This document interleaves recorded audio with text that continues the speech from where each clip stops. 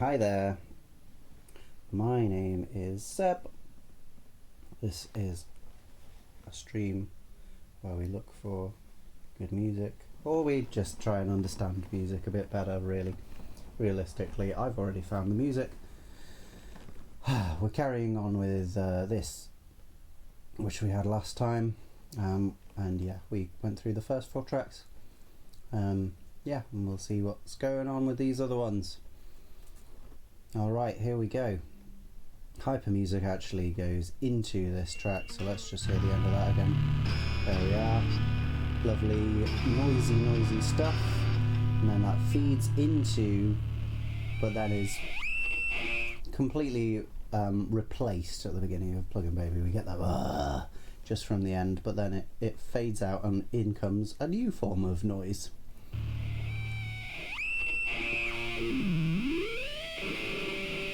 Yeah, we could have a look at those notes, and I never have, so why not?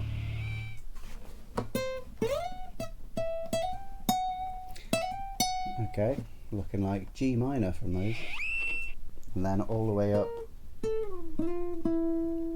to another E, so all the way up there, and then a B flat, so E and B flat together, tritone, and that E slides down to about there, which is an E flat, so we've gone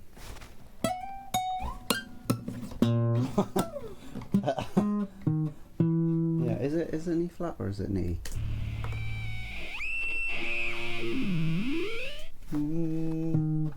Yeah, I guess it's an E. And then okay, back up to the E, so and then G, just noisy G, like 2 unison Gs that are just a little bit out. And then yeah, that carries on. What an interesting load of noises. Just not really saying any particular thing about key, although we've got a lot of E, so you'd expect us to be related to that E maybe.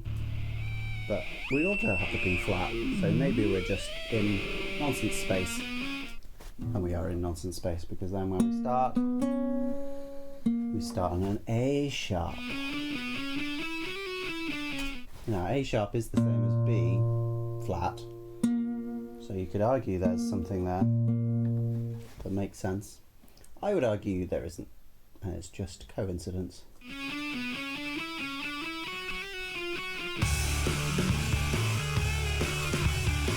Now, it is very fair to think of this as maybe one of the best riffs of the last 20 years. Oh, okay, sorry. One of the last riffs of the last 25 years.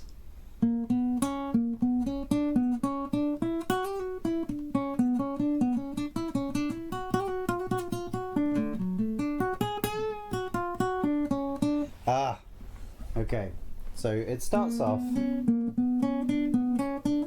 it's going up a B minor scale, starting on the A sharp, the sharpened 7th of that scale. And we go up like 7, 8, 9. Then we go back down to 7. 1, 2, 3, or 8, 9, 10. Back to 1 or 8. 2, 3, 4, 2, 3, 4, 5. Oh, but we don't actually go all the way there. We get to 2, 3, 4, and then we skip a bit and we come back down.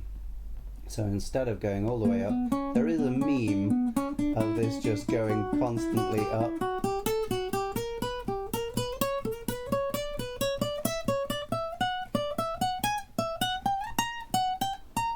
Etc, etc, etc, because that's kind of, you know, it is just following a pattern to begin with. But interrupting the pattern is what makes it quite exciting. If we did just have that, there's not that much riff to it, there's not that much creativity or character to it.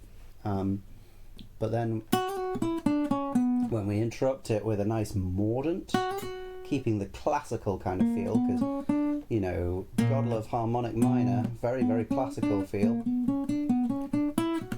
And then that mordant, that's, you know, something you would get, that's, you're just going very quickly up to the note higher in the scale and back down.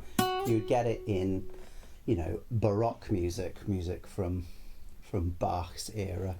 And then we just come straight down the scale, 5, 4, 3, 2, 1, and then we do the same thing. 1, 2, 3, 1, 2, 3, 4. But now we're not starting on 7, we're starting on 1. So it already feels a little bit higher by the same point in the phrase. And this time we do get 3, 4, 5. And we get the same mordant. We don't go 3, 4, 5, 6, 7, 6. Which would be an interesting idea. But we don't get that, we get what is arguably a more interesting idea, interrupting the pattern again, but to do the same thing as we had previously. So yeah, there's an interesting dichotomy there. And then we get a little bit of cheeky chromatic stuff, like in that Chemtrails album we had a look at last week. Okay. So it's going down to the sharp 4 of the scale. It's not strictly in the scale, but it's only lingering there for a short amount of time before going back to the back to the 5th of the key, back to the F sharp. Then we have a nice kind of sudden change to the relative major. So that is just a whole arpeggio, very different to what we had before, which was all very scalic.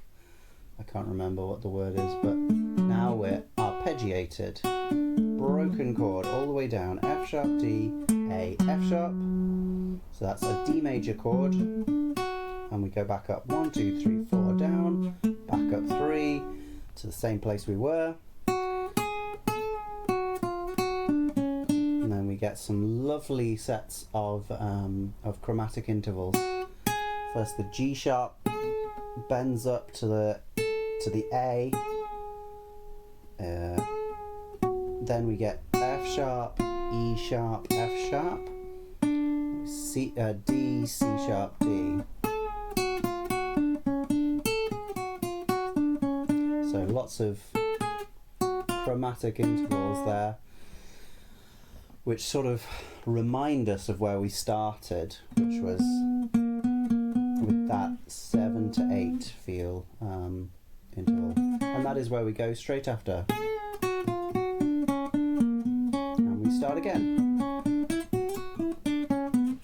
So we've kind of got 3 parts. 1 starting like this, and then 2 starting here, 2 starting like this, and then 3 doing something rather different but linking back into 1. And they're all equal, which means what we're dealing with here is a 3-bar chord sequence, or arguably 6-bar. But and that's what you can hear, well, in the next bit. Let's have a listen to the next bit.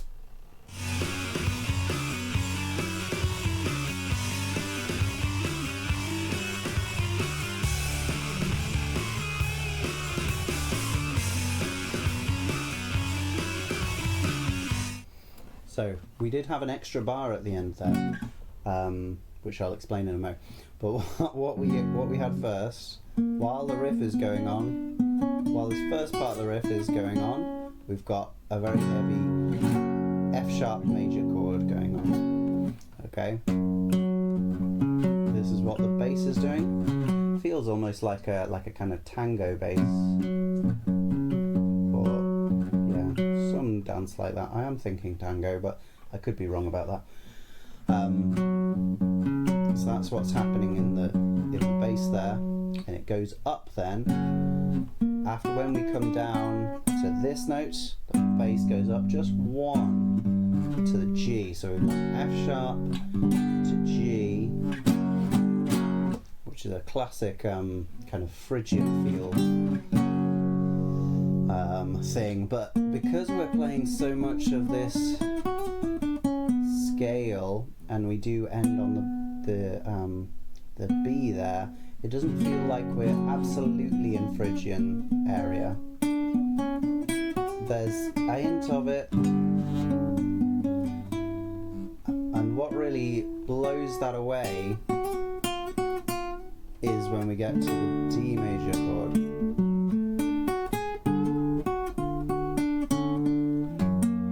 But then we come straight back to it when we get back to that F sharp. The D major chord really doesn't feel connected to this Phrygian feel at all. It's Phrygian sharp 3, by the way. Phrygian normal has an A natural in it, but your very common version of Phrygian has a sharpened third. So we have that kind of harmonic interval there, and that really links it to harmonic minor, because if you were going to do harmonic minor, sorry, that's normal minor. Jeez, it's been a while. If you're going to do harmonic minor and then move mode to the dominant mode, or the mode that starts on the 5th of the key, that would be the Phrygian mode, and we would have that sharpened 7th here. We would have that on the 3rd here.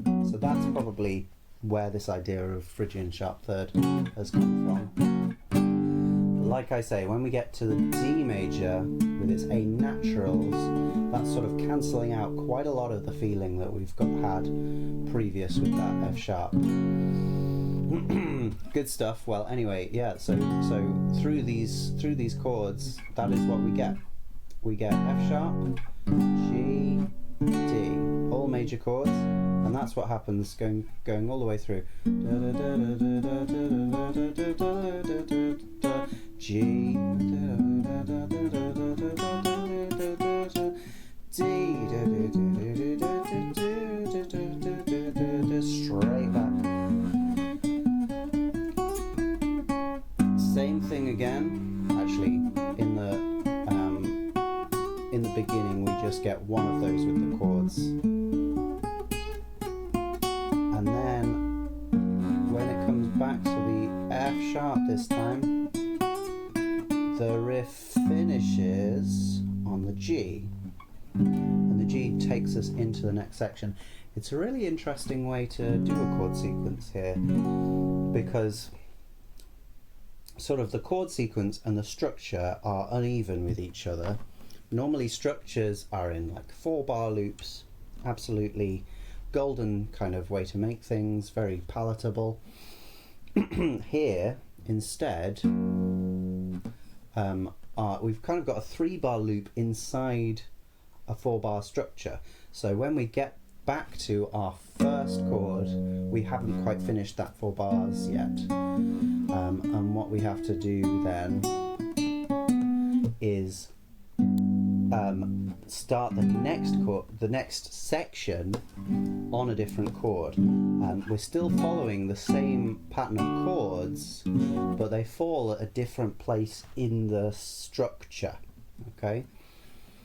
So after that, F, we get the first section. Let's have a bit of a listen. I've exposed I do also want to say the drum pattern here is quite fun. We've got snare coming on the second beat, but also the just before the third beat, boom, and on the fourth beat. So it has just, I think that's the only thing that's playing in that division, i.e. like semi-quavers, if we were thinking of 1, 2, 3, 4, 1 E and a 2 E and a 3 E and a 4 E and a 1. This is happening on the 1, 2, E1. Is that E? 4, E, 2? No, it's sorry, I always get E and A mixed up. 1, 2, a 1, 1, 2, a 3, 4, 1, 2, 4, 1, 2, 4. Okay, you get the idea? so it's got a little more propulsion in it than the other things, and it keeps the beat from sounding too monotonous, too stale maybe. And yeah, that's going on.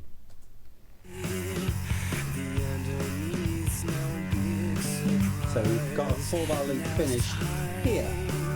Oh.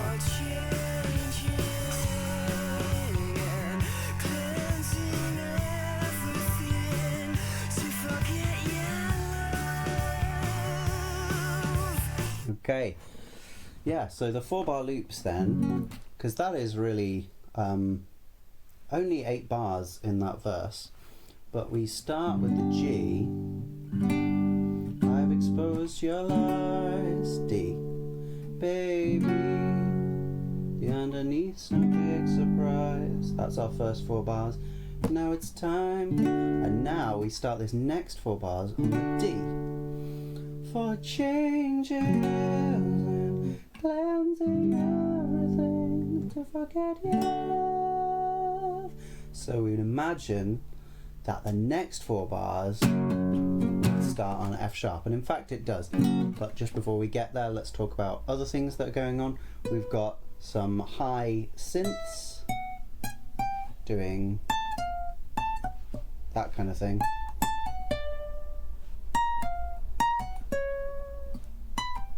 They're just spelling out the arpeggio of the chord. So that's A, F sharp, D. Then A sharp, F sharp, C sharp for the F sharp chord. B, G and D for the G chord, and then they come back to here.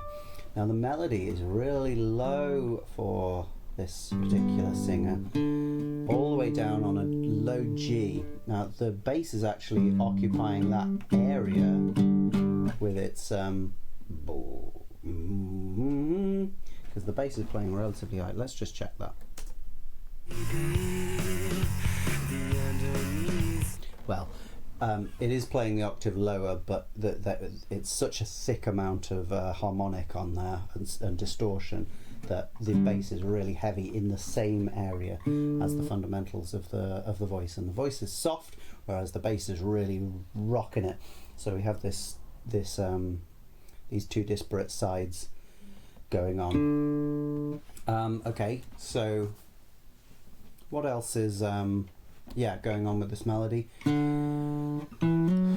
It's kind of 2 different sections here.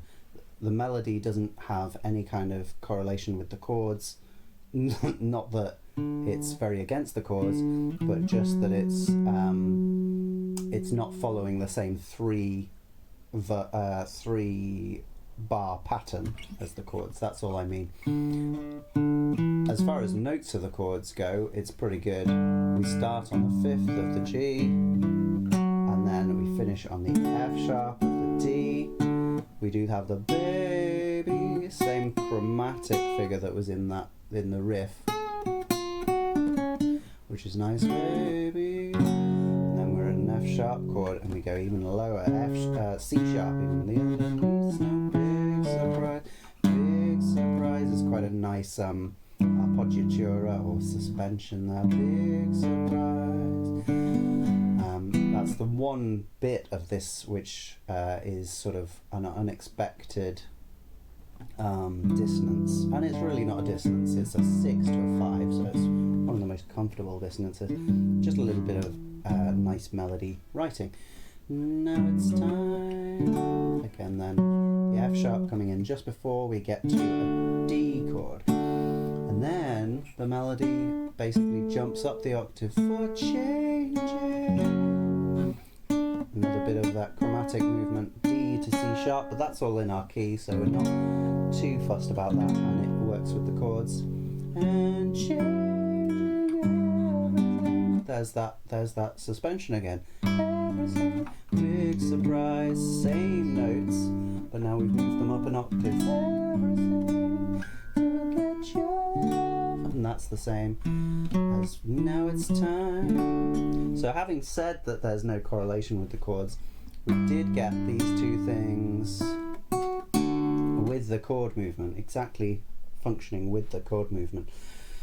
So in that second set of 4 bars, we actually get quite a lot of correlation between the chords and the vocals, in terms of moving at the same time in similar ways both times. Moving on, right, so we were expecting to come back to our F sharp chord here. Oh, okay. You don't need to listen to that again. Yeah, and that note there, very, very quavery vibrato, but it is standing strong.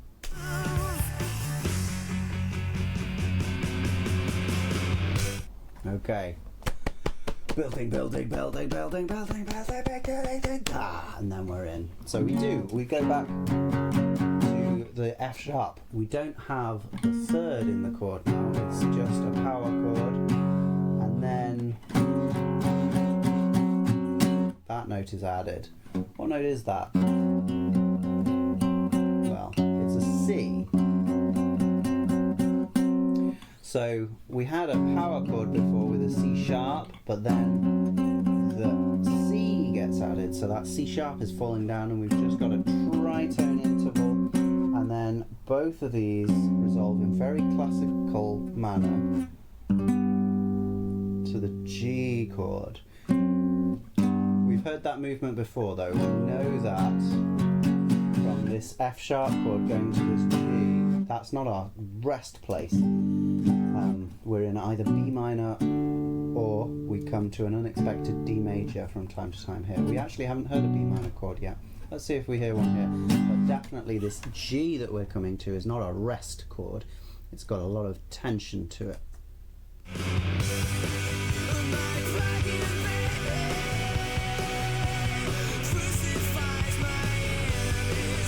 Okay, so yeah, we did. My plug-in baby. We get there, okay, from the G.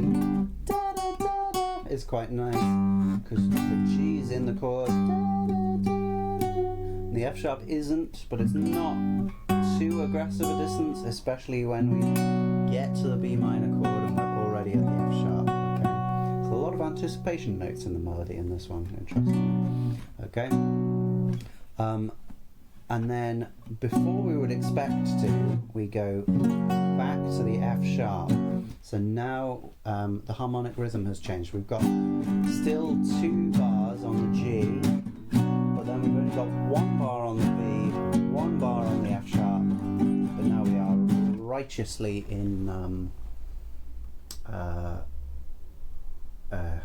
B minor. We're in B minor. I'm not feeling very well today, by the way. I apologise for my general lack of wherewithal.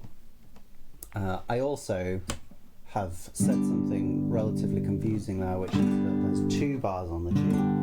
That's if we're counting it 1, 2, 3, 4, 1, 2, 3, 4. In which case, all of these chord progressions thus far need to be doubled in length in your head. So before we've had da da da da da da da da da da da da da. And you can hear there's 1 and 2 and 3 and 4 and 1 and 2 and 3 and 4 and 1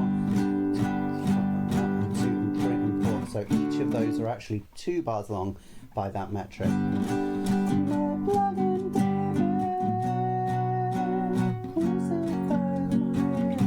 But not here. Here the B minor and the F sharp, they just 1 bar long, and that is quite nice. It sort of harkens back to the riff, but it's not doing the same thing, and we don't walk straight down the scale. We stop on that C sharp and make a really nice suspension with the G chord. Sharp 4 to 3, which is one of my favourites.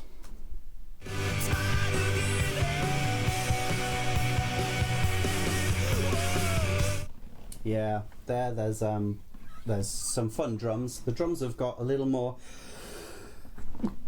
straightforward in this section, probably just so that they're not actually a thing of interest. They're just keeping the song going. But that moment there where the melody stops,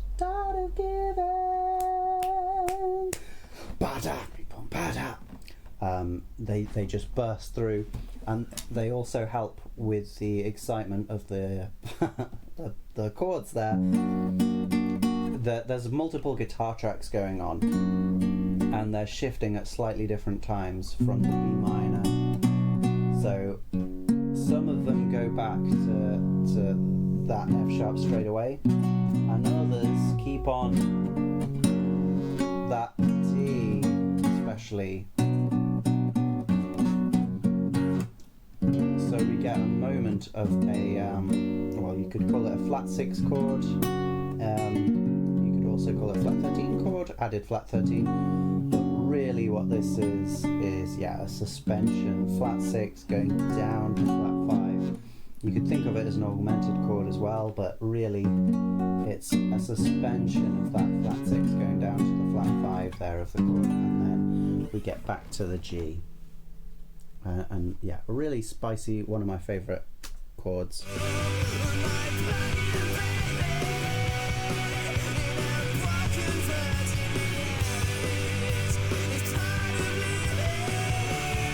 Yeah, so there are two guitars doing sort of octave lines.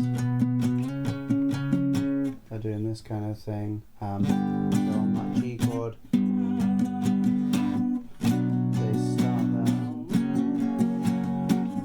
And then one goes back down and the other goes up to and so when we get this this key change here, we were expecting a B minor, but we get a key change back to D. Now D, we remember from the previous section, we had loads of them. We'd have forgotten about them because we had such comfort in this B minor tonality that when this D major comes, it's like a whole world, as new world has opened up before us, but it's the same world we came from actually. So it's a really powerful sudden change, and those octave guitars, they go up to that F sharp and then they get really, really bright in the context of that. We also get a lovely bit of falsetto. We've actually not had that much falsetto on this album so far, which I'm kind of surprised at, because normally we get quite a lot, but yeah. So that's the D and C sharp chromatic relationship again, which is sort of integral to the D versus the F sharp. You could also pick out the A to A sharp. That's maybe a little more saucy, a little less comfortable for a melody line. And we're back with the riff. And the bass is back with its riff too. There's our 3, here's our extra 4th bar, and then back into the verse. We've got one extra synth going on here, panning from ear to ear, which is fun. Just doing individual notes. It's worth commenting on that melody there. It's not quite the same as the first verse. Remember, in the first verse, I've exposed your lies, we were down there. This one, we're a little bit higher. And we're on the G chord, and we actually start on a note that's not in the G chord. We start on the A. Don't suffuse. Is it don't suffuse? Don't confuse. Don't confuse. So don't confuse. And so really that was an anticipatory note for the D chord. It's in the D chord there, lovely A. Don't confuse. And the fact that it's an A as well, it's really cancelling out the A sharp we had here. So you might be still thinking of this very tense atmosphere with these two chords, but the really puts it in the other place even before we get to the chord, which locks us back into that comfort. Oh yeah, and there's some more, sorry. So what did we do? Don't confuse, but then we get baby you're gonna lose. So we do have that A and A sharp there that I was talking about, and lose as well, which is quite fun. We've not had a real F sharp 7 chord here, but that is what's suggested very, very quickly by the melody there. And then young game, we just move up. So we've gone da da da. Nice inner chromatic line there. Game, which I think is one of the most let's say overwritten, that's not really what I mean, but one of the most flowery lines in all of Muse's catalogue. Just a one word, game. You're on game. And then we're, back into our second section of the verse with our D, like we would expect to be. It sounds very similar to before. The melody is very similar to the previous time as well.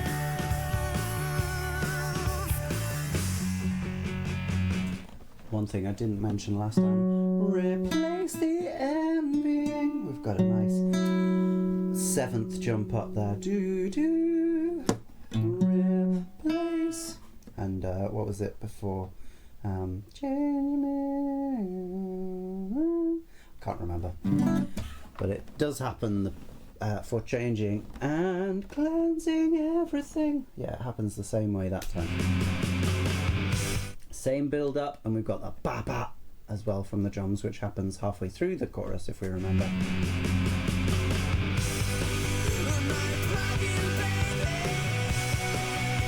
There might be some synth just padding out the texture here as well. Now, the crashes are actually, there's some fun cymbals there, but they're mainly just on the first beat of every 2 bars. Crash. 1, 2, 3, 4, crash. Oh, it didn't happen that time. Okay, so that was very similar to the previous chorus, but we lead out of it with our bada bada bada ba. One of these few times where we're using semi-quaver rhythms in this song. We've got them in the verse, just going ba bada, and then here bada bada bada ba. Really pushing us forwards. Okay, and we've got snare on all the beats here as well. We're back with the riff, but we've also got the melody of the voice. We're in a polyphonic situation here.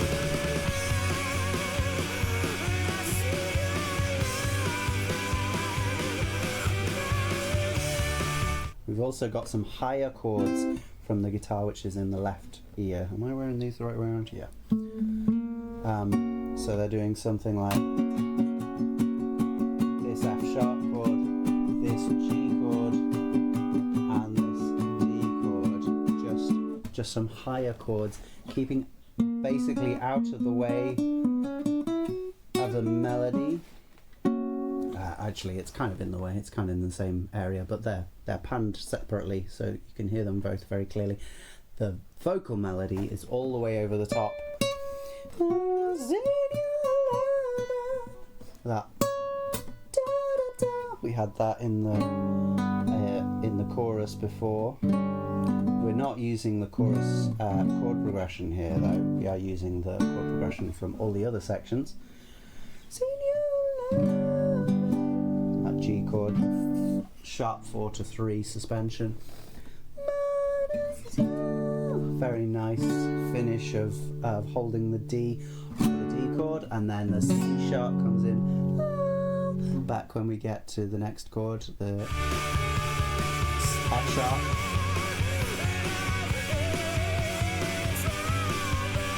And we go even higher.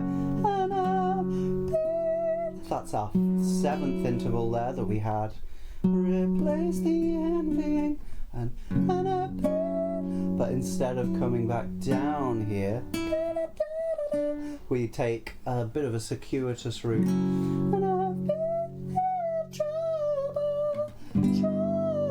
So that's the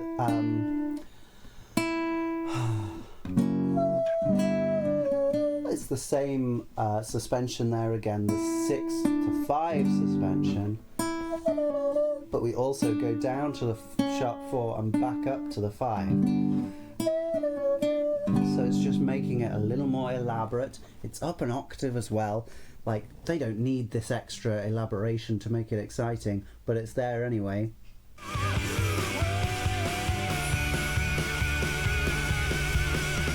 So there's a great extra sound effect as he starts that incredible note up on an F sharp. Beautifully strong falsetto.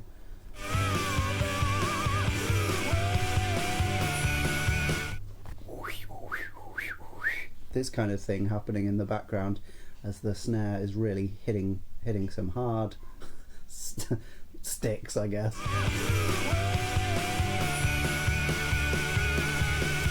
Yeah, it's only there for a 1 bar, but it's a fun effect.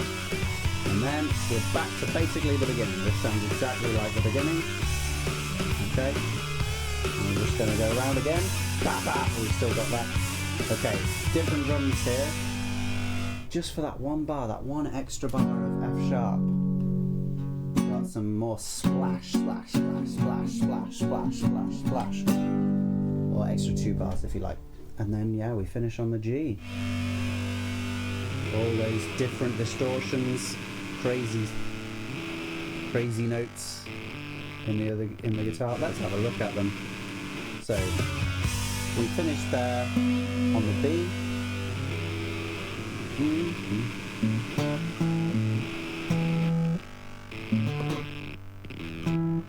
Okay, those notes not quite as out there as the ones at the beginning.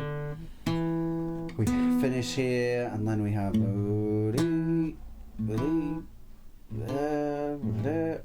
so it's basically just A, D, and E, and then some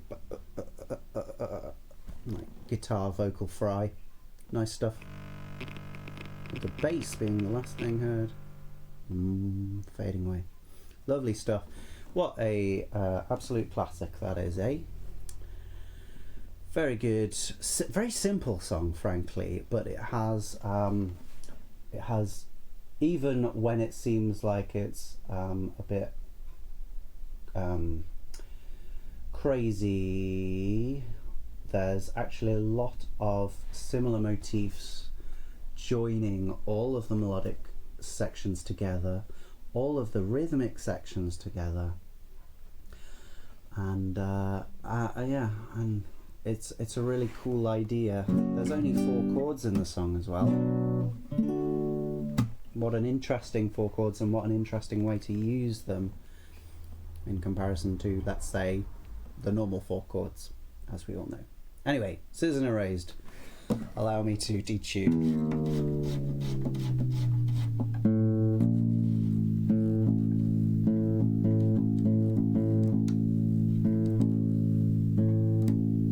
That's about right. It's so low, it's gonna ride up. Yeah. That's more like it.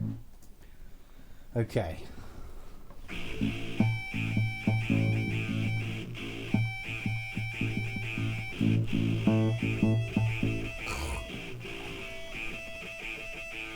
Okay, so again we're starting with the riff here, just like we did in the previous track.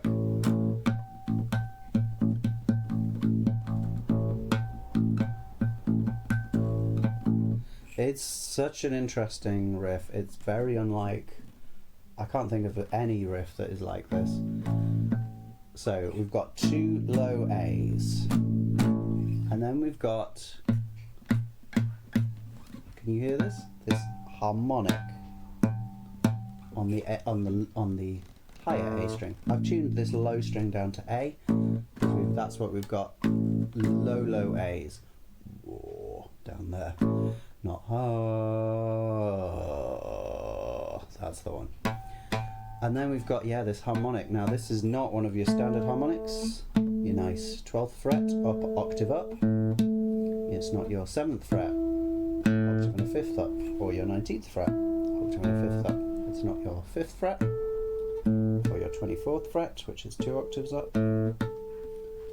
It's not even your 4th fret, which is 2 octaves and a 3rd. It's not even your 3rd fret, which is 2 octaves and a 5th. It's in between the 3rd and the 2nd fret, closer to the 3rd, because there is another one in between these 2 frets, which is there. Hear the difference? This one, is up 2 octaves and a flat 7th, and when I say flat, let's find that's what that note should sound like in more or less equal temperament. But you can hear this one is way sharper. This note is a harmonic interval, it's not an equal tempered interval, and so it's a really unusual thing to hear in general.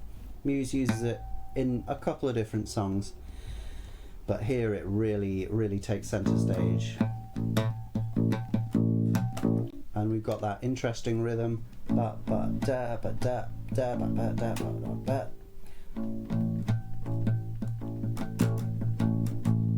Yeah, it's quite a interesting rhythm. It just has its own kind of signature. It's operating in 4, and we have quite a lot of semiquavers.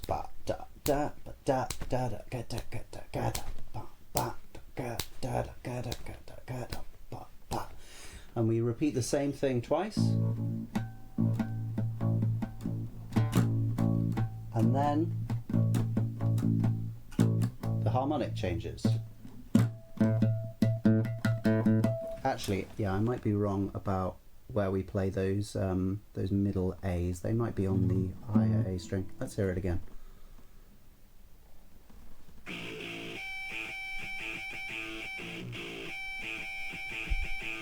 Yeah, you can hear even that low A is riding up, probably because it's such a either such a thick string or such a low tension that when we hit it quite hard to begin with, it doesn't just hit the same note and stay there.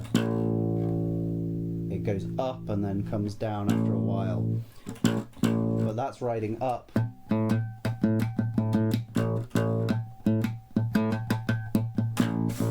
And then we do use the normal A string for the other part. Yeah, so that harmonic, after 2 repeats of the same pattern, it moves down to the 3rd fret harmonic, which is 2 octaves and a 5th up from that A, which is actually 3 octaves and a 5th up from this low A, of course, because that's a whole octave extra down. What an interesting riff. And it's so distorted as well. There's so much distortion. It's actually a little bit, I would say, badly mixed at the moment. It's not really strictly badly mixed, but it's almost like there's a bandwidth put on it so that everything is a little bit more tinny than it should be, so that when everything else comes in,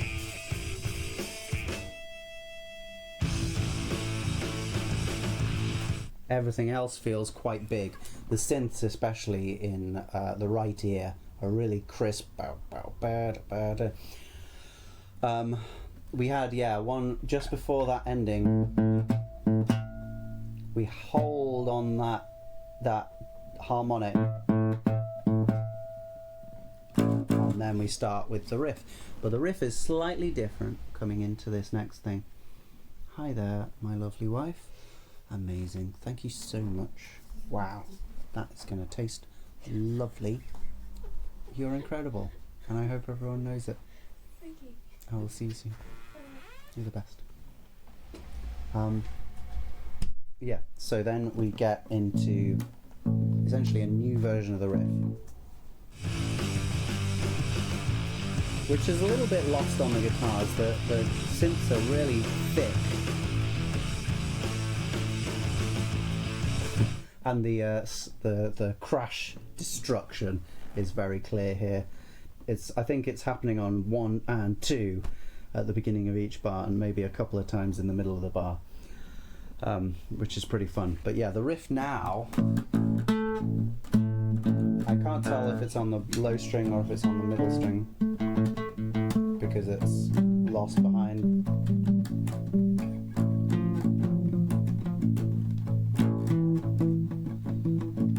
those synths. But we keep the same rhythm,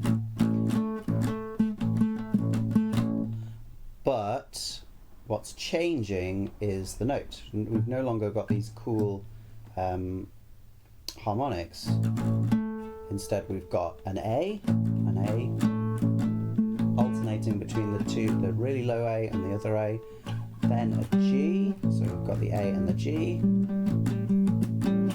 then an F. Okay, so this is really setting us in that we're in A minor. We haven't heard these notes, we haven't heard C, for instance, which would really say minor, but we have got the flat 7 and the flat 6 of the Aeolian mode, so we would assume that's where we were. Yeah, it's nice.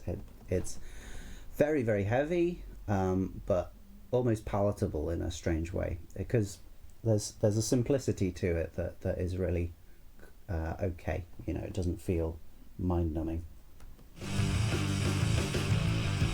Love hearts in the chat. Love to see it.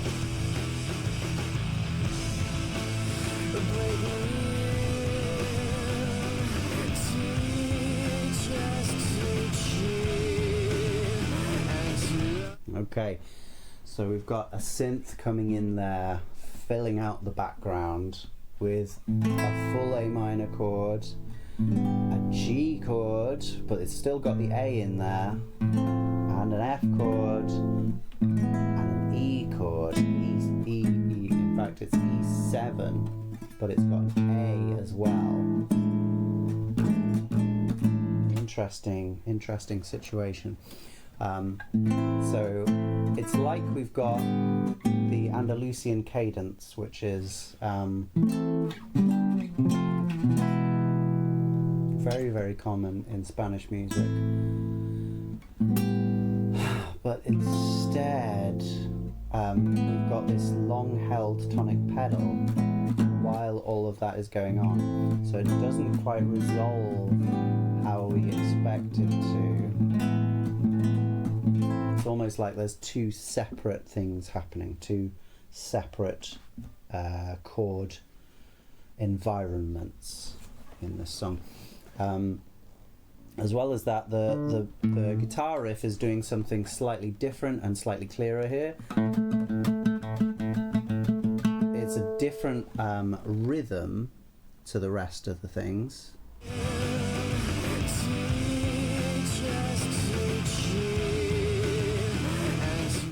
Yeah, and it's going up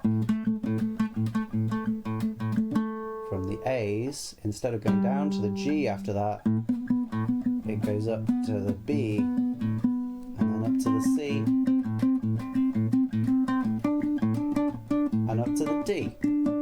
So we've got contrary motion. We start at the A together, then one goes down to the G, the other goes up to the B, then down again from the G to the F, up from the B to the C, and then down to the E and up to the D. just moving up the scale and down the scale by step together in opposite directions.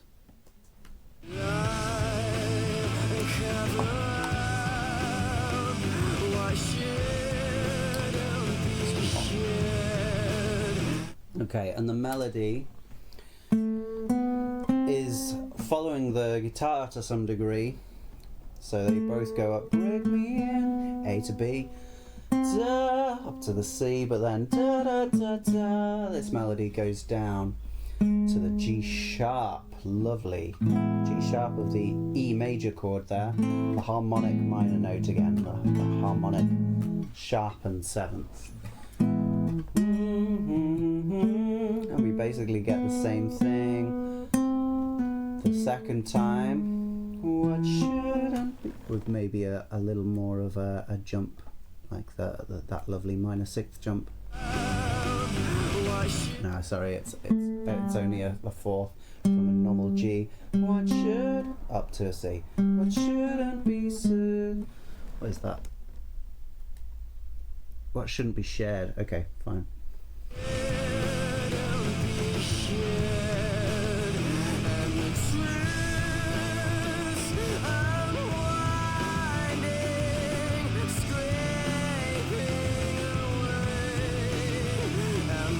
Okay, it feels like almost everything is doing the same thing there that they were doing before. The only difference, octave jump from the melody, from Matt Bellamy, the melody, Matt Bellamy, and the truth's unwinding, scraping away. Now he's doing the same as the downwards motion thing entirely, but he's doing it in a fifth. So they're moving down in parallel fifths. Gosh, it wouldn't pass GCSE muster in composition. Terrible stuff, but it doesn't sound good. Difficult.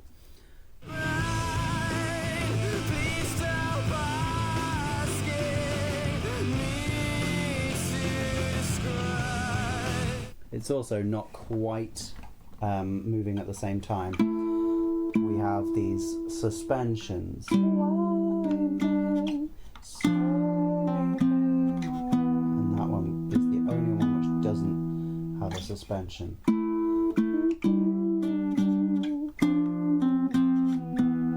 Those suspensions, they are just there to make the melody more emotive, more passionate sounding, and that's what it does. It sounds really, really powerful.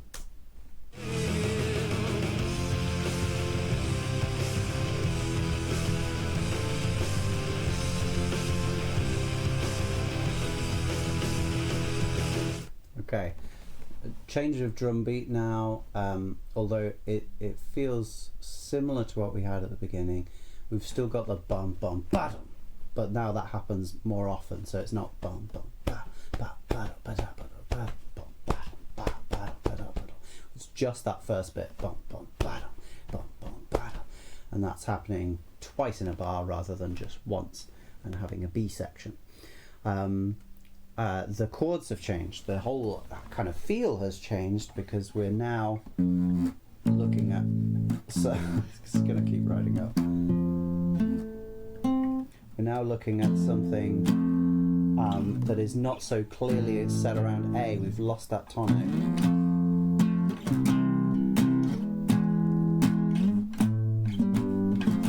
And these are our chords: F to C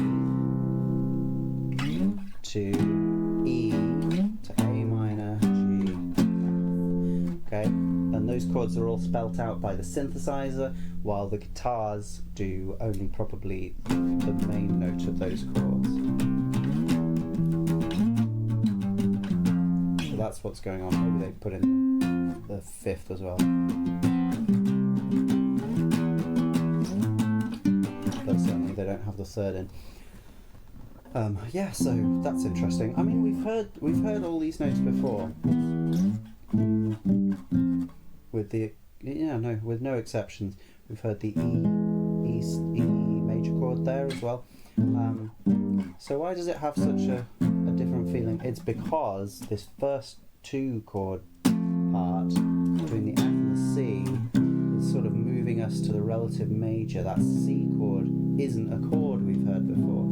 It feels a lot more sort of positive and happy, but then it's immediately dispelled as we get back to our A minor, A minor and our E major, which are really more uncomfortable. The second time it happens, we don't have the A or the G, we just stick on the B a bit longer and then go, I keep saying B, I mean E. We stick on the E longer and we just go up one semitone to F.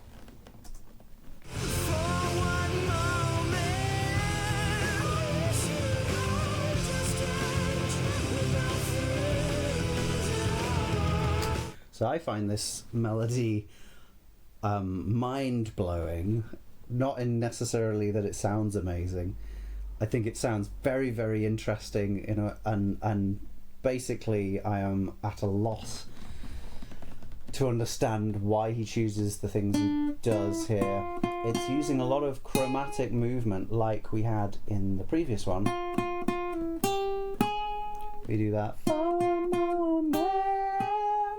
It's fun, and especially the band is because we're going from there to it's actually a very similar change to the D to F sharp that we heard in Plug-in Baby. But yeah, it's just shouted out at the top of his chest range as well. Beautiful stuff, and then we just flip into falsetto.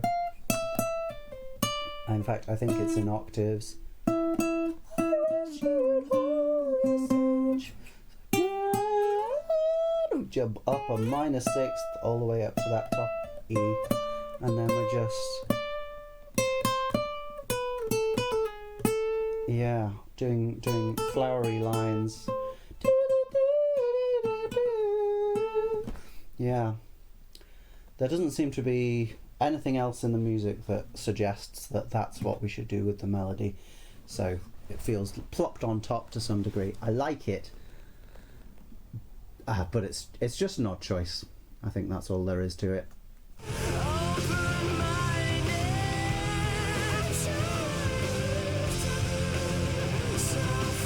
It's also through a very distorted microphone, and that's nice. That instead of with no feelings at all, again, so free, we slide all the way up, which is, I don't know, it's a cliche to some degree. It's definitely been used a lot, that kind of slide, but I do like it. And it's sliding from the 7th of the chord up to the 1st or up to the 8th. So it's sliding from a really discordant note up into a sweeter one, which then is still there when we get to the next chord, A minor. And now we're in a really different section.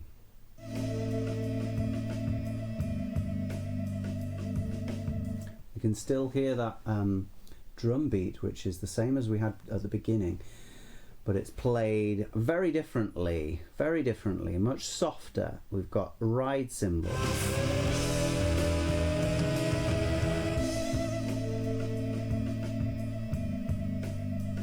It's the most present thing. Everything else is doing either just held notes. That E is held on in the echo, extraterrestrially, very unrealistically, and then there's just a little bit of dum from the bass, dum, dum, dum. So again, we've got this Andalusian cadence, like Hit the Road Jack, or plenty of other things. That's the only one I can think of at the moment, but loads of songs use that. The guitar just moves up to one of those, and then it's going to do something really fun.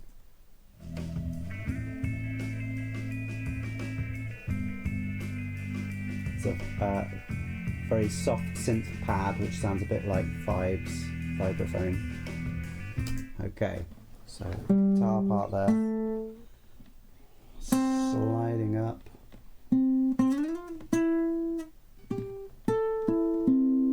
Yeah, it is that.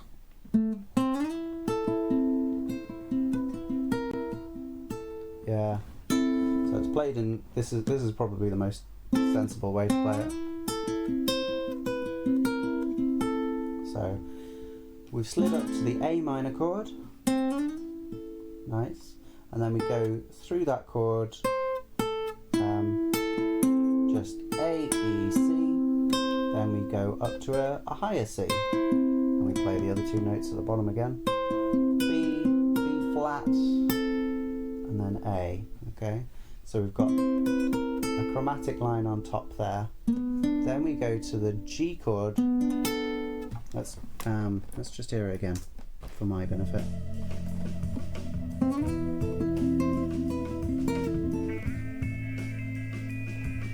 Okay, so the slide there was different. It was actually on the lower note.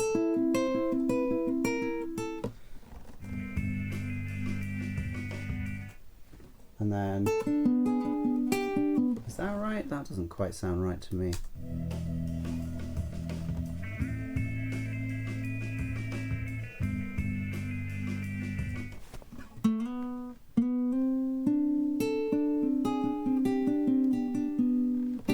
Something like that.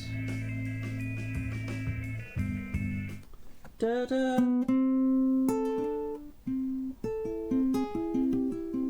Yeah. Ooh, I thought I knew this.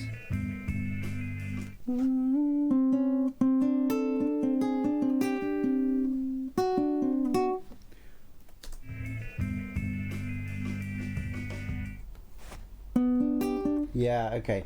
So we are going down to a G chord here, right? But it's not quite as straightforward as just everything dropping from the A minor triad to the G major triad. Instead, we get a fake drop of this one back up into the A minor triad as the chord, boom, gets put down. So there's a suspended 4 there, and then we get something like that. So we have this chromatic line on the top, A flat, G, and then finally to resolve is the C down to B there. Yeah. Something like that. Are we just going to go to F here? Yeah, more so. It's more straightforward thing. We do just go down to A on the low string and C, and then we have another chromatic riff, G, G flat, F, G flat, or F sharp if you like, and then back up to G. And then we're going down to an E chord. So how's this represented? Okay. Okay. It sounds like there's a little bit of extra stuff there, but I don't imagine it's played like that. It's mainly this diminished triad. What diminished triad is that? This one, G sharp diminished triad. And it doesn't move like the other ones do. There's no chromatic riff there. Well, apart from maybe this, which is happening in the background there. So that whole thing, A, we go C, B, B flat, A flat, G, and then the B, big G, G flat, F, G flat, G, G sharp. Okay, so we've gone whole really fun chromatic line on the top there.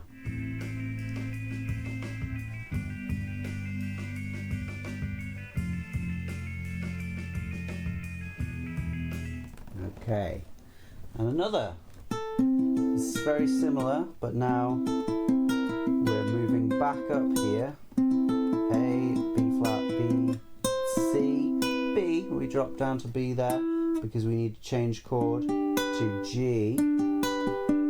So the G fits with the B. C, C sharp, D, C sharp. So that's a real repetition of what we just heard.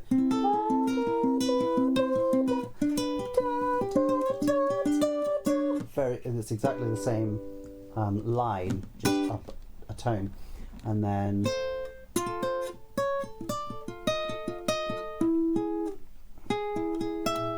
that's what we get. So then there's our F chord with C at the top, so we come back down from this G chord with its C sharp added to it. We come down to the C, C sharp, D, E flat or D sharp. We could even think of this as a D sharp because it could be an augmented sixth chord, an Italian sixth. Moving to the dominant chord there. And everything moves by chromatic step. We get that going E flat or D sharp to E. What's that? A to G sharp and F to E. Really, really classic chord sequence there. Lovely stuff. And after that very, very showy, fun thing, we're just back to the really soft, open feel. Everything other than the melody and the drums is just playing on the first beat and then holding for the rest of the bar. Melody though, melody is basically the same as we had in the loud section. Da da da da da da da da da da da. Okay, we don't go na na na na, but we do almost exactly the same melody as before, but it's sung in a different way. Admittedly, in the previous section, which was really loud, the melody was still quite soft, but this is another notch down, along with everything else playing another notch down too. So it's really soft, but it is actually just another of our verse sections. Interesting.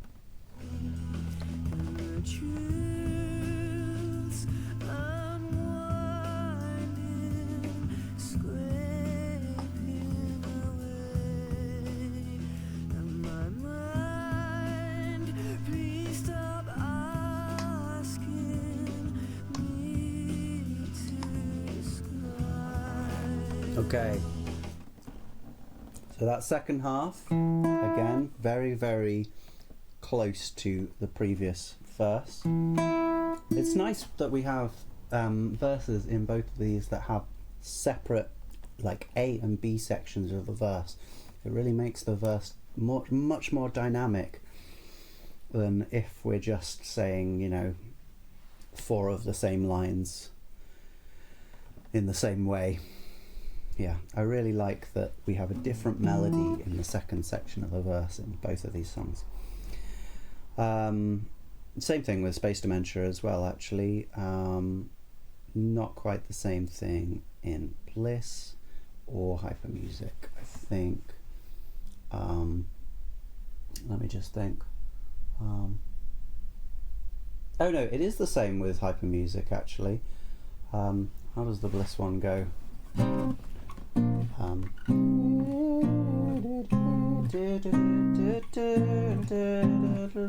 No, so that one's the same in both parts of the verse. And then Newborn, absolutely, it has basically 3 different sections of the verse. That's really cool. Yeah, something that's almost connecting everything in this album together is these multi-phased verse sections. Cool. Nice. We were building up a little bit in this second half. There was a little more organ sound in the background, and we've just had a swell leading into this next section.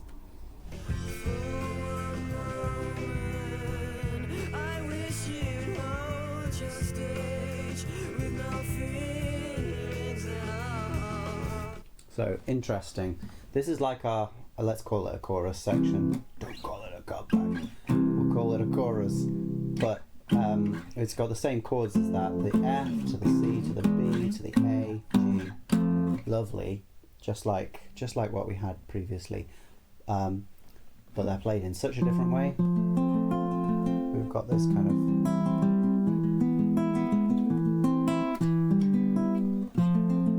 finger style, or at least it sounds finger style, guitar part, doing the arpeggiated chords. We've got both the octaves again in the melody, so it's I wish you'd hold your stage, with I wish you'd hold your stage in the background again. But now they've switched, so the lower one is clearer than the higher one. The higher one was much clearer in the previous section, and now the lower one is clear in this section. It's an interesting thing to do. Oh yeah, and also we don't have the open-minded. We just have open-minded. Just a little C to B, which is much less interesting. But maybe that's what this section needs. If we had this really open-minded, it might just be a bit too melodramatic for this section. I'm sure I used to be so free. Okay. And interestingly, not a slide that time. So free. Just two different notes, and then one is actually in the low voice, the chest, free, and then it goes into falsetto on the other one, at least in that low voice, and then ba ba ba ba ba, we're back with the riff, aren't we?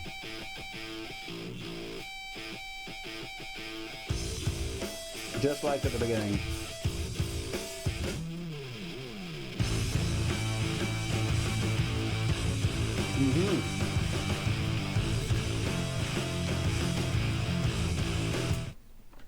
Not quite like the beginning, because now we have both the harmonic riff and the octave and a Lucian cadence going on. We have both of those things going on, so it feels slightly different, and we have two things pulling at the consciousness in two different ways. And now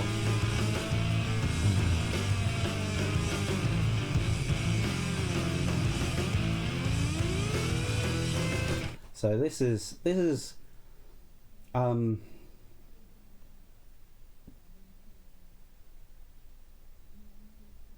that I can't describe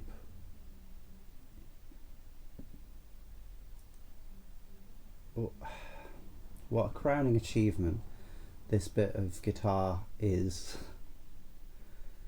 It seems so stupid because it's not exactly the most melodic thing you've ever heard, but I think it is glorious. There's a breakdown of guitar classic ideas in the 90s. So people are no longer allowed to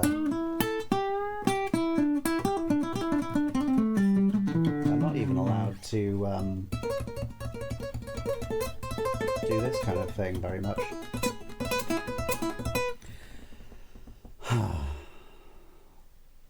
And so people are looking for both a new thing, but also something that doesn't suffer from the excesses of the stupid showmanship, I guess.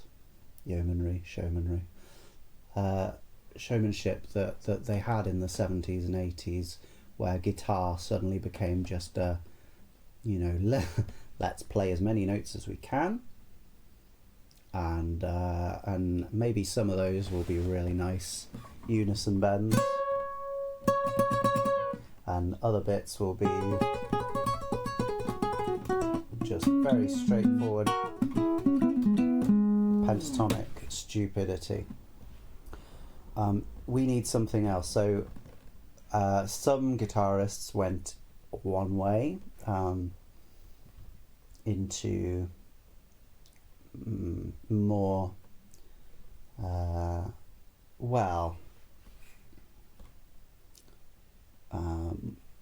I would say a style that takes from various different things. I would say John Mayer is kind of there because he's not just a blues guitarist, but he has other strings to his bow. I would also say his style of guitar is nowhere near as interesting. But say John Frusciante might be the other version there, where he's making sort of guitar that is both harking back to classic ways of playing the guitar, and also doing something that is in keeping with the time.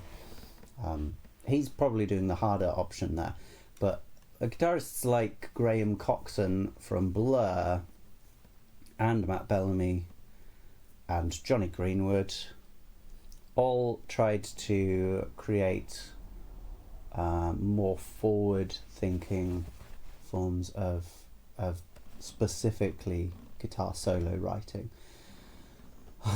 and this I think is the best of all of those. Tom Morello also can't be forgotten in that particular oeuvre. Tom Morello is quite interesting because his guitar solos are so different to his guitar rhythm playing, but so you have this violent disagreement between the showmanship and the technology, and they can be put together, and it often sounds terrible. Here there is sort of a removal of the showmanship, which is not always the case through Muse's catalogue. Obviously, Matt Bellamy is a very capable guitarist and does loads of interesting and difficult things that are really showy. And I would say, to some degree, the Plug-in Baby riff is quite a showy one. It's not saying, look at my subtlety.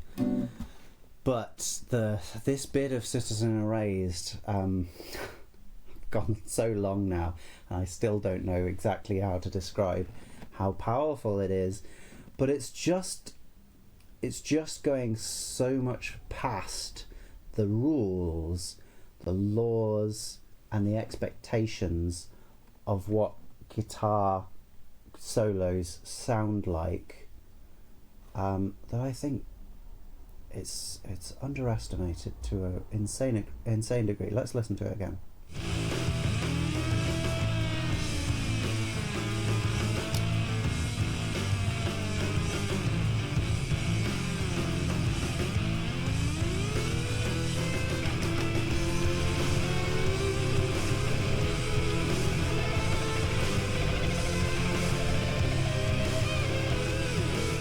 Okay, so we had this enormous slide. Now this is all done by a little thing, a little knob on Matt Bellamy's guitar, and he slides it up. So it slides up to there and down to here. And then we have some lower stuff, and then somewhere out of the lower stuff emerges this high line.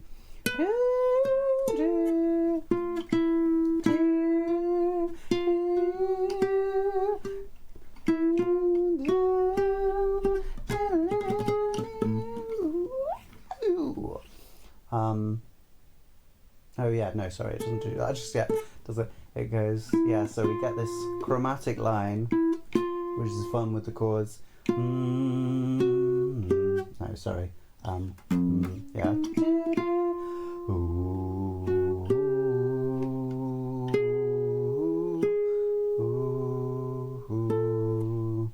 And then we keep that line going. Okay, so that's our one bit of proper played melody on my guitar, and it's tremolo picked as well, up to that that bend bit there, and then it goes up into the stratosphere, and then it comes back down to basically the same thing but now up an octave.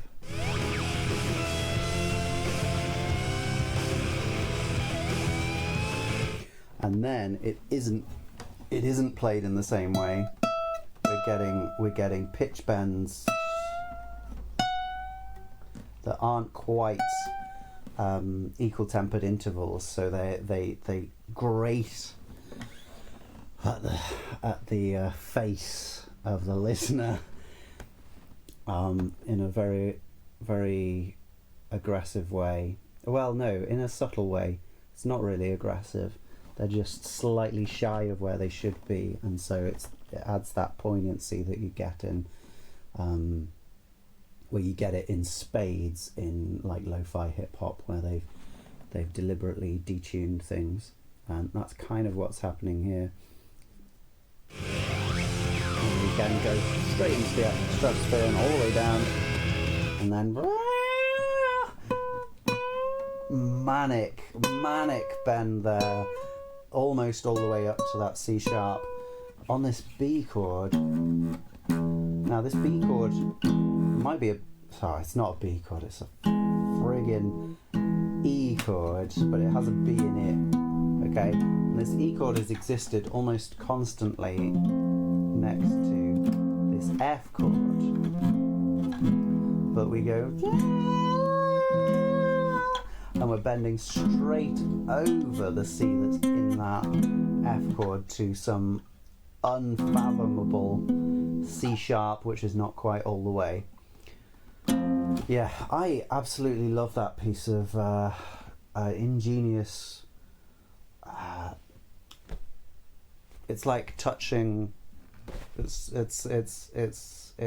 Sistine Chapel kind of stuff for me. That seems a bit overwrought as a response to such a thing, but I really think it's maybe because it's so beyond explanation, and yet also so emotionally powerful. Yeah, it just goes into this new place, into transcendence. So good. Anyway, coming back to earth with our new loud chorus section.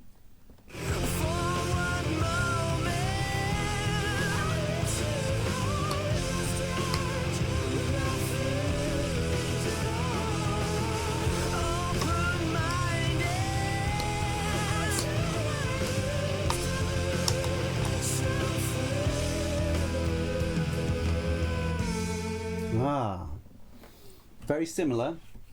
Also, I should point out that this high melody isn't always doubled down the octave, it's just at the with no feelings at all bit. And then, yeah, instead of the sliding up here, we have this, which is a lovely flowery line. Down, and then we have an interrupted cadence. So from this E chord, we've almost always gone straight to A minor, or if we've started a new section, gone up to the F. We go up to the F again, but we were really expecting the A minor this time. We were expecting it because each time we've heard that, it's gone back to A. It's a lovely perfect cadence. Instead, we go back up to the F, and we're suddenly in our quiet section again. And now the drums have even cut out, just doing the ride on every beat.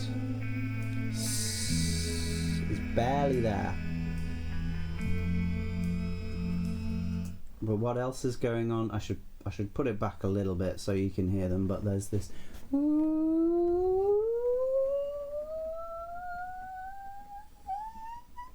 thing going all the way through the harmonic spectrum. In the background we've got the guitar, well, the chord sequence is different, isn't it? Let's talk about that first.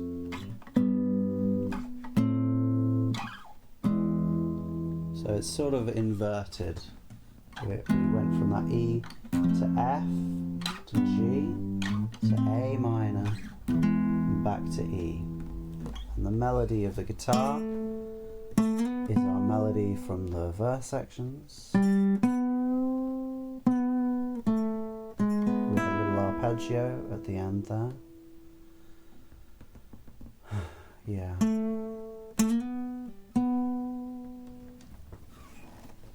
So it feels like we're down, defeated, absolutely destroyed. Only remnants of our humanity left.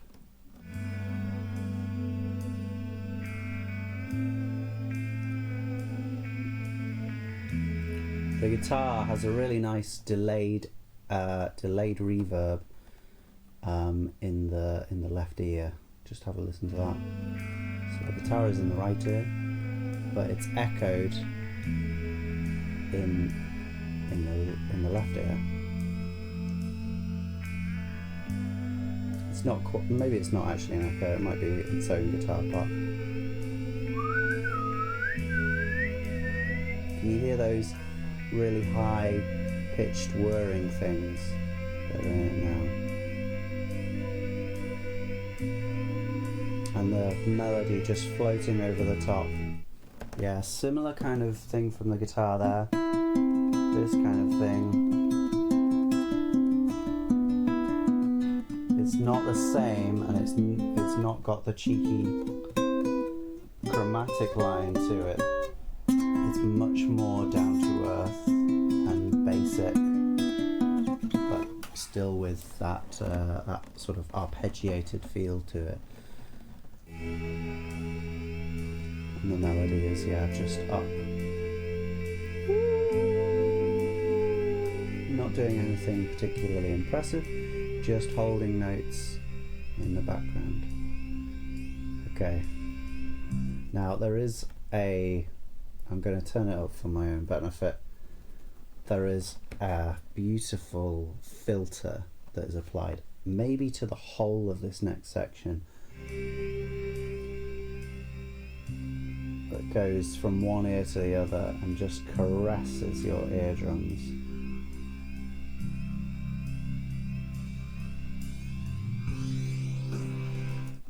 Have you noticed also that we are in C major now? How did that happen? We were on F, G,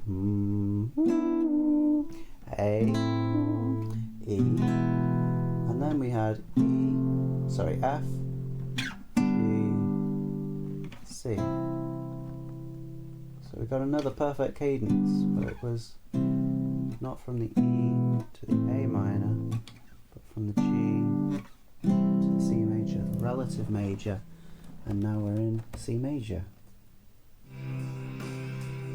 And we've got some strings. The drums are really giving us basic beat, but with occasional rolls on the fourth beat, which is nice. Still very soft, much softer than what we've been accustomed to.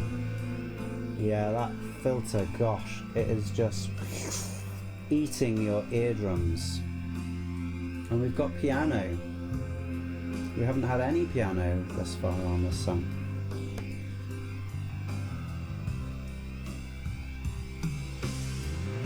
Yeah, gosh. And then just that build there is so nice. Slide with the bass as well. But the chords there, different to anything we've come across in the song. They would have to be because we're in C major. But what do we use? We use C major. And we have a C major on G. I'm going to tune back up just for the sound. I know I don't need it.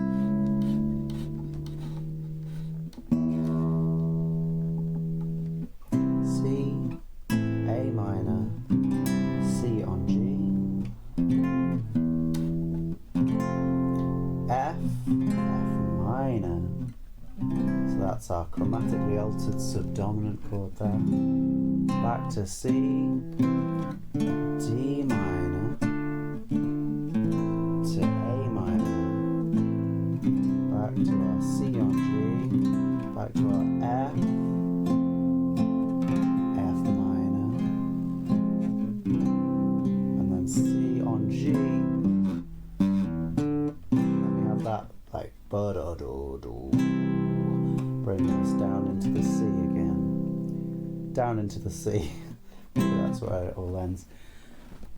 What an interesting bit. It's a long chord sequence, 12 bars long, and it does go some unexpected places, especially that D minor. We wouldn't expect that, probably. And we wouldn't expect to finish this chord sequence sort of early and then go to the C afterwards. Let me just check that that's exactly what happens. Yeah.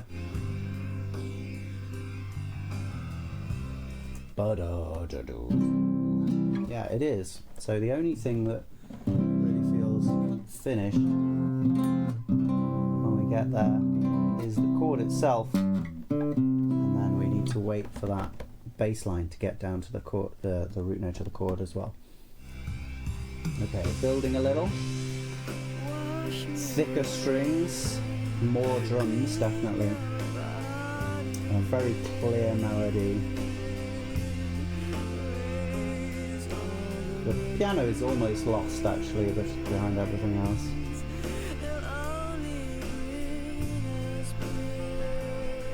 That's nice there. So that A minor chord has a held on F,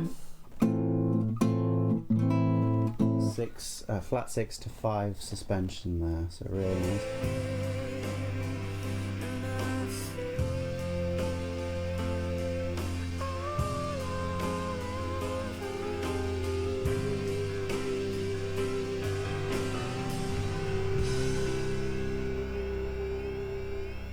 Thing left at the end. Really nice. Lovely. Just finishing arpeggio from the piano. Yeah. The melody there.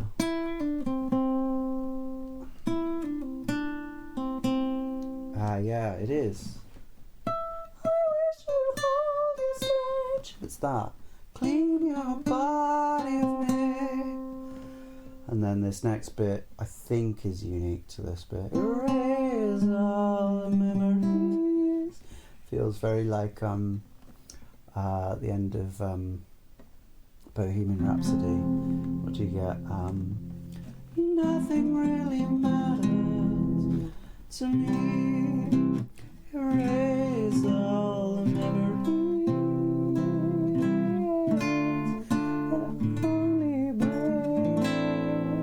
So we didn't just have this held on, but we have bring us back, 2 different suspensions moving down into the chord. Added soupiness. And I've seen octave jump,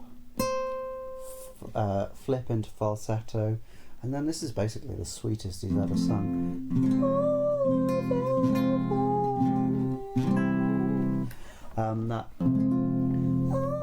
That's adding the 6 to this chord, so it's a minor 6 chord now.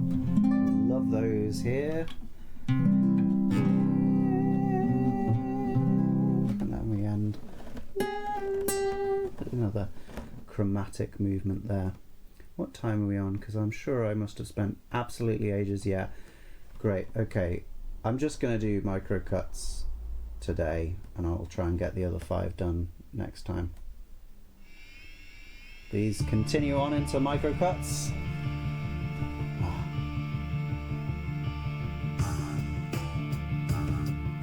Okay. So this is a weird ass song. Just to warn you up front. We've got some nice arpeggios. Constantly moving. D minor. D minor is where we are. We'll be needing that later.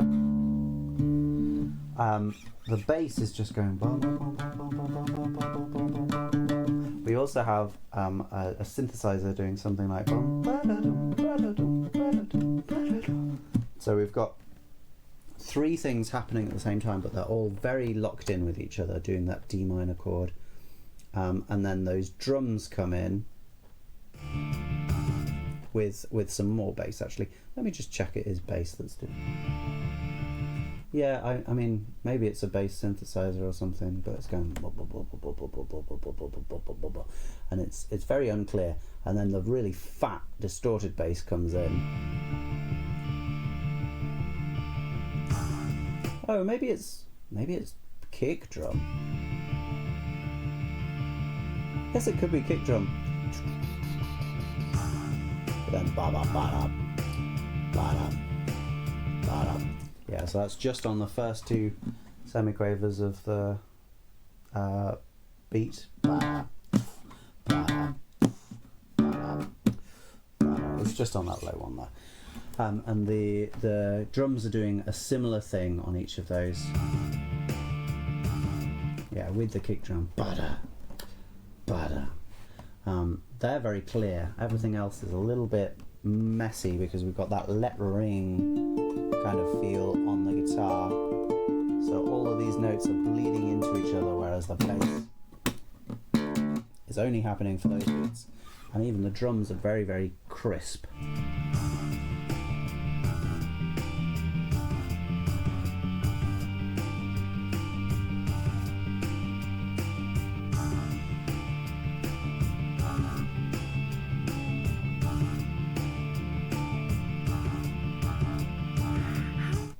So this is a 101 on how to navigate unusual time signatures. The basic rule is just repeat. If we have an extra beat in the bar, just repeat the previous beat.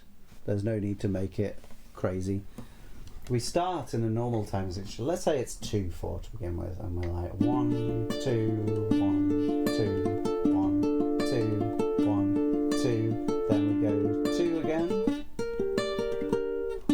and then 1 2. So we've got 2 different chords there in that bar. I'll explain it later. And then we get 1 2 3 1 2 3 1 2 3 1 2 3 1 2 3 1 2 3. Then we're back in 2.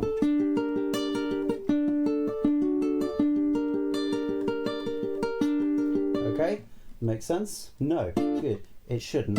It's pretty weird, but we just go from being in 2 to being in 3, just 'cause you can. It goes with the song to the extent that anything goes with the song. So those chords, we got D minor, and whatever that is, G minor, D minor, D major, and then back to G minor, back to D minor. Ah, lovely. A7. And all of those notes are clear in the guitar there. You don't need the bass, but the bass is helping. So the bass actually, having said that, does add a note to this chord. Ba ba, ba ba. So it plays like E when we've got this G minor chord. So suddenly we're not on a G minor chord, but we're on an E half diminished chord. Nice. Boom. And then we have an F on this next D minor chord, so the third of the chord, ba, an F sharp on the D major chord, following that third up chromatically, and then we get to a G minor chord, ba, and then I think we go back down. Let's just check. Oh yeah, just okay. Let's just hit that again. Yeah. Yeah. So we go back down to D for the D minor chord again. Ba ba. then for the A7, we don't go down to A. We instead go to C sharp, and then we go to the D minor again. Yeah, and in each of these bits from the G minor, we have 3 beats in the bar, and so the bass plays on the first beat, ignores the next beat,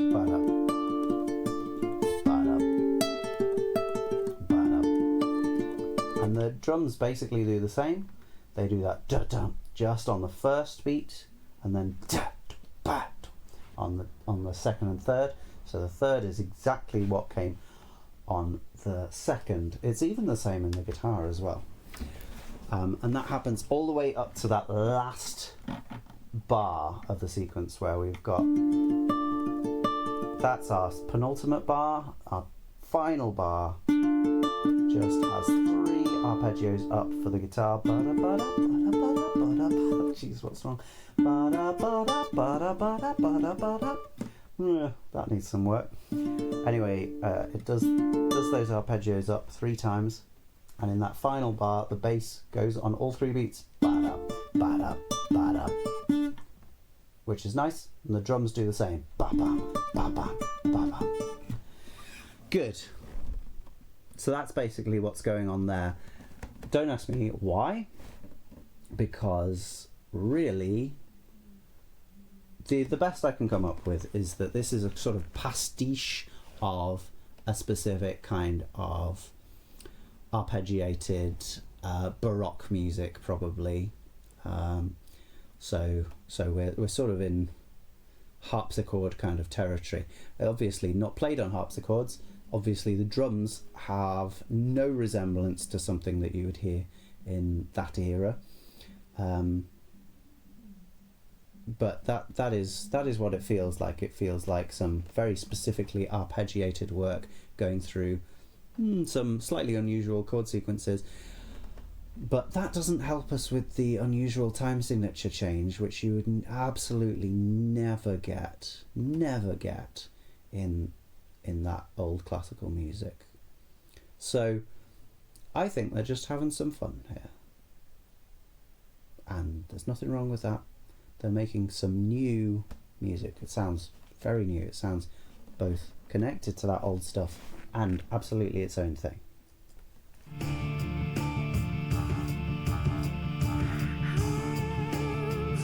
So this is going to be the same chord sequence through this verse.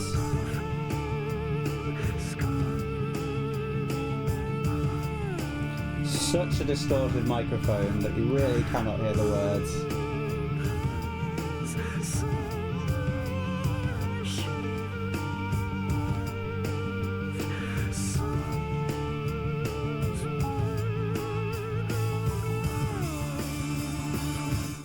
Yeah, build. Suddenly those crash cymbals. No, well that's open hi-hat, isn't it? Yeah, really loud. Suddenly, opening that hi-hat. Really nice. Before we go on to that, yeah, let's talk about this melody. It's following the chords very closely.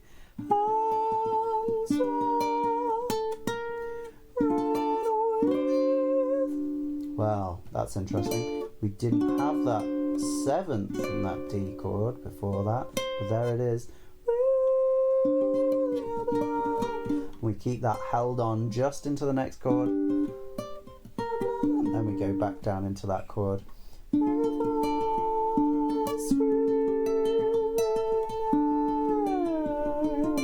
Big slide down a 5th there. Very nice. It's all in falsetto, and it's all through this heavily distorted mic, so we have another sort of dichotomy. Why is such a sweet bit being put through a distortion effect that means that it's almost incoherent? It's fun. It's a great idea. Yeah, definitely some deranged humour coming through on this one. Okay, so that is the same ending bar but now we've got no arpeggios. We've just got muted strings making a whole load of noise. Let's hear it again. Yeah, so that's both the snare on the drums, the bass and the guitar just hitting that da da da da da da, and then the melody just comes through on a higher note than we've yet got to, that D. So lovely tonic note. Is it a tonic though? Because now this is our chord. We've got G minor. We do then go to a D chord, but it's not D minor anymore.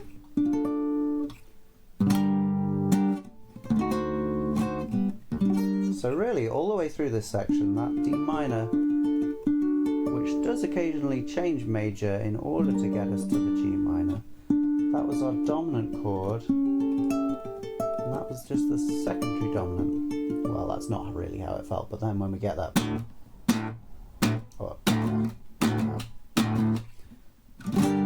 then it's really acting as our dominant chord, getting us into the G minor bit. Lovely stuff, lovely stuff. And yeah, so that D chord isn't even just a D7 chord, because we've got that flat 9 in there as well. Lovely, lovely. And it's so much bigger now, so much clearer. The vocals are still through their strange thing. But we've got some... in fact, I don't think there is actually that flat 9 there. I think I've been tricked by tab books.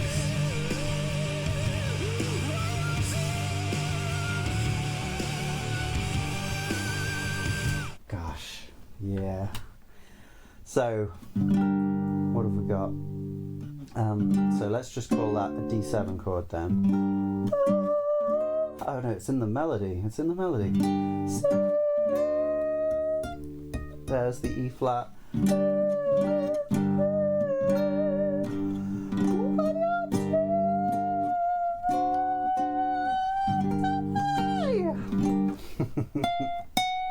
Lovely chromatic line. F on this G chord, so G7 kind of there.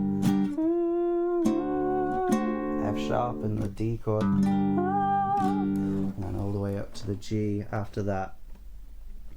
Absolutely yelled to fuck. Beautiful stuff. Just about bursts through the distortion as well, so you can really hear the quiver of the vocal vibrato.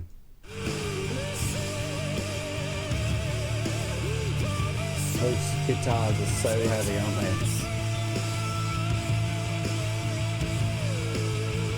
they? Okay, lovely dominant thing going on there.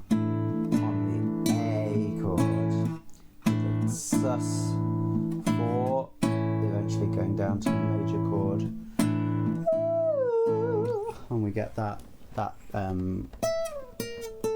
fifth slide again in the melody. We got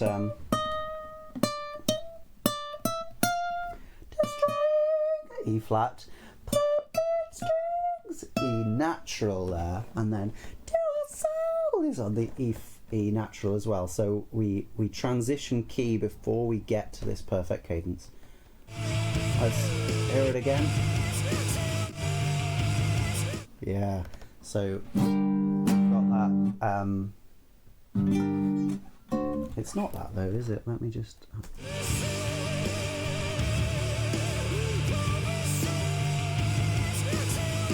Yeah, it is. So we get the same G to D7 to G minor again, and then we get, well, G sharp, while we get an F up here. And the rest of the chord is sitting in those R's, maybe some synthesizer hidden behind every layer of heaviness. That's what we get. We get a proper G sharp diminished seventh chord, very, very classically oriented chord, and it resolves, sorry, not like that, in the classical way, with those lines moving chromatically, mostly into the next chord, with that D being held on into the next thing. Really, really cool.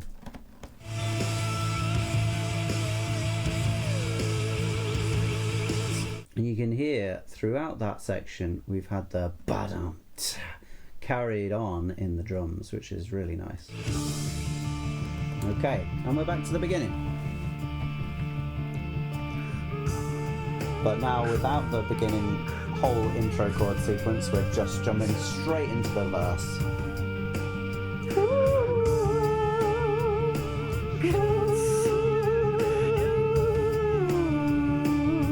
There's the fifth slide again. A little bit of a effect sound there, which was quite nice, just to make a slight bit of variation.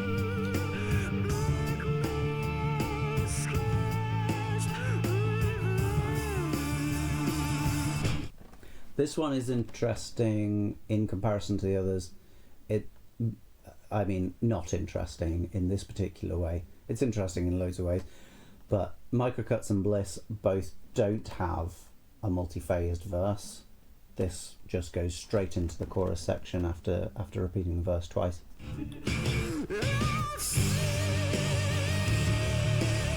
Same thing going on here.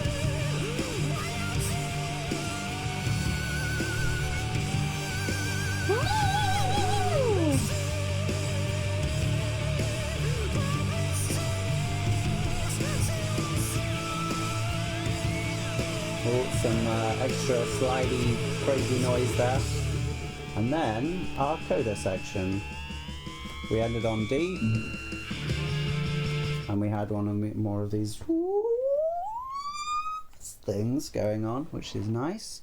And then, yeah, and then some, some build up from the drums. Snap, snap, snap, snap, snap, snap, snap, snap, snap.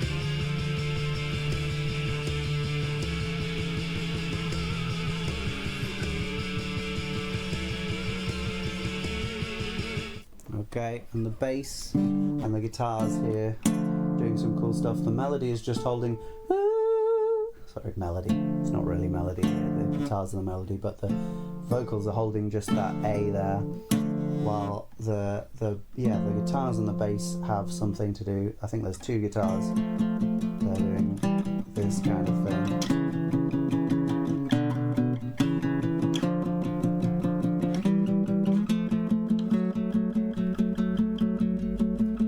Bass, I think, is doing,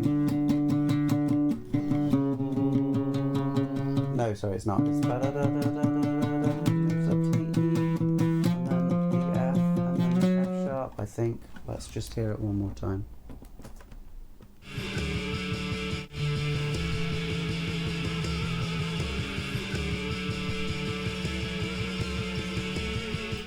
Yeah, I know.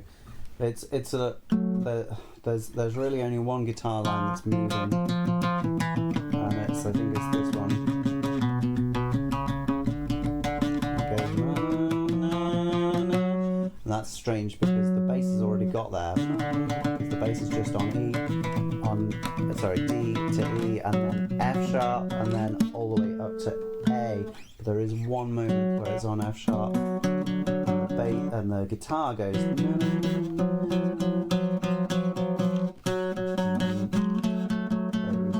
That D major chord. D major again. Interesting major minor alterations we've got here.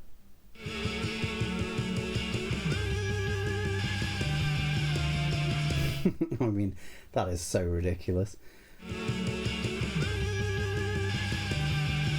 So the guitar down here does that, while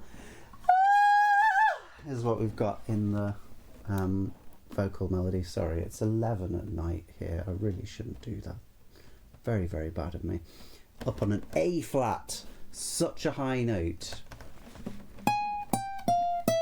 And we move down in the octatonic scale, or it's basically just harmonic minor, but if you were in, say, F minor, which we definitely aren't. So where does that note come from? I'm not entirely sure, but it's scary, it's weird, and because we've got that going on in the guitar, it doesn't even feel comfortable in the harmony at all. We've got G constantly against it. Really weird stuff. And I guess this would make this a G chord, G minor, but with a flat 9 on top. Really uncomfortable chord.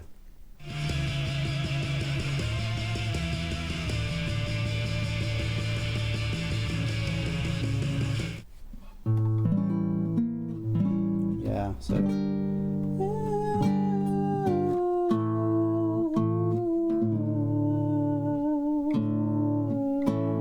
is the chord sequence there, G minor with that added, and then coming to A major,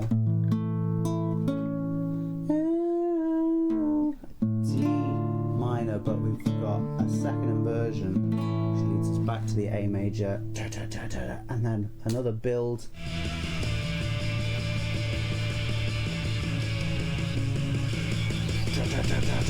So really the drums have just been constantly snaring through there, snaring and kicking, just building. So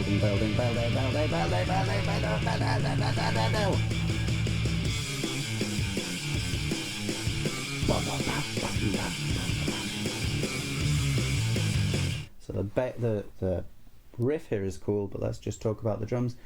We've got the snare on the second, third, fourth. We've got the open hi-hat on all of those, 1, 2, 3, 4, and we've got the bass drum doing our ba-ba that we've had all the way through, ba-ba-ba-ba-ba, and I think it has one extra in the middle there just for added coolness.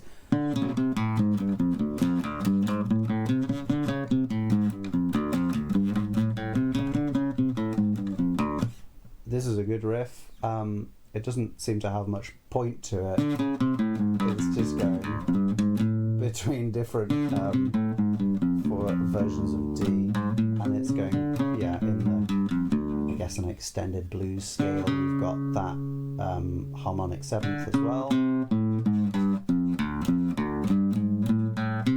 then all the other notes are in the blues scale.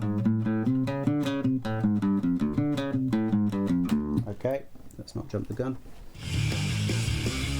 Bass and guitar are doing the same thing, really locked in, and then the bass and the drums drop out, the guitar passes from ear to ear, yeah, and it just does the first part of it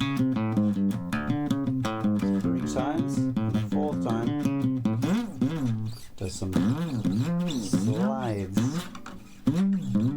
something like that, and then we come back in with everybody. But the bass and snare relationship, the bass drum, kick drum, and snare drum relationship is different now. We've still got a ba-bum happening, and the snare then is not on 2, 3, 4, is just on 3. So it feels like we've relaxed into this groove. It's no longer pumping, driving forwards.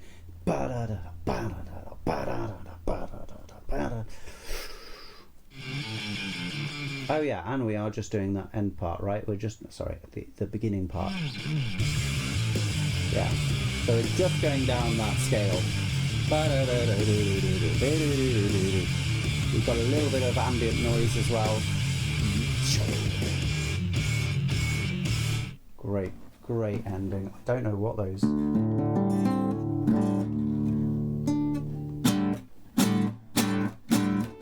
something like that. We've got an extra G in there, definitely. Could it just be open strings? It doesn't quite feel like it. But yeah, definitely a weird... It's not quite the... just the straightforward harmony that we would expect there.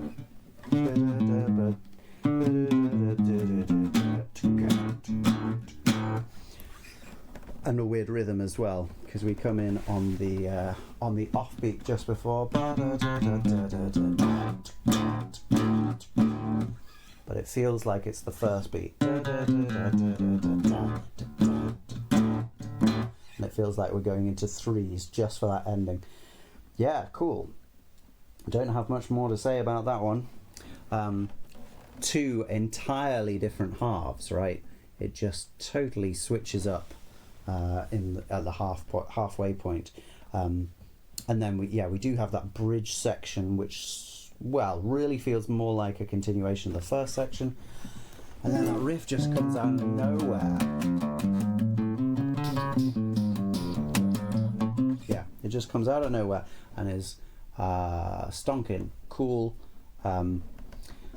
If you don't know, here's another 101 class for writing songs. If you don't know how to finish your song in keeping with the aesthetics you've already achieved, then don't. Put another song, put another riff, put another thing on the end. People will go, whoa, what is this? They might go, what the fuck is this?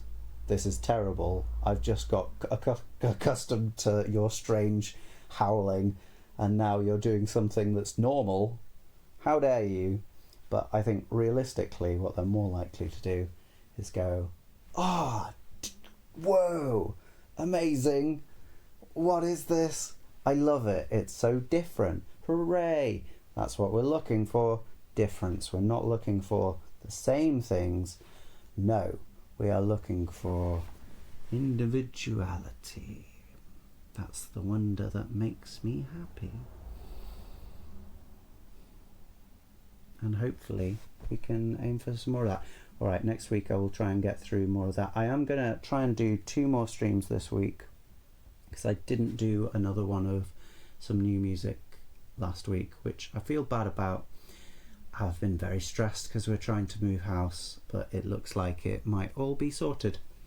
So anyway, I will see you super soon. Sorry about the strange audio this week. I have been having these 2 microphones on either side because I forgot to put out the stand. But I hope that it sounds fun. I'm going to put them down. Sorry about that. Hope this isn't too much ear destruction. Bye bye.